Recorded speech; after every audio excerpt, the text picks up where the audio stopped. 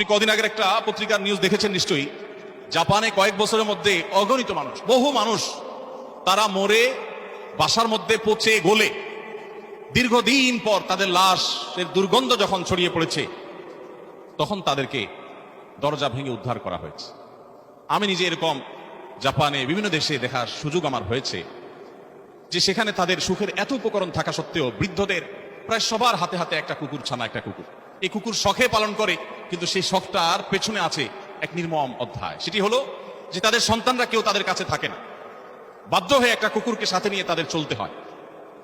ভাইরা আমার, আমাদের এই সমাজে এখনো বাবারা ছেলে মেয়ে অধপতন আমাদের চরমে। এরপরও আমাদের এই সমাজে বাবারা ছেলে মেয়েদেরকে যতটা ভালোবাসেন, আমাদের সন্তানরা বাবা মাকে যতটা ফিল করেন, পশ্চিমারা এগুলো চিন্তাও করতে পারে না, ওরা ভাবতেও পারে না। ওদের পারিবারিক জীবনে আমাদের সুখের কথা ওরা কল্পনাও করতে পারে না যে মানুষ পারিবারিক জীবনে এতটা সুখী হতে পারে। তাহলে আপনি যে মুহাম্মদ সাল্লাল্লাহু আলাইহি সাল্লামের আদর্শ, যার সংস্কৃতিকে ধারণ করে আপনি দুনিয়াতে পার্থিব সুখ অর্জন করলেন, আজ আপনি সেটাকে ছুঁড়ে ফেলে দিয়ে পশ্চিমাদের সভ্যতায় আপনি গা মাখাচ্ছেন।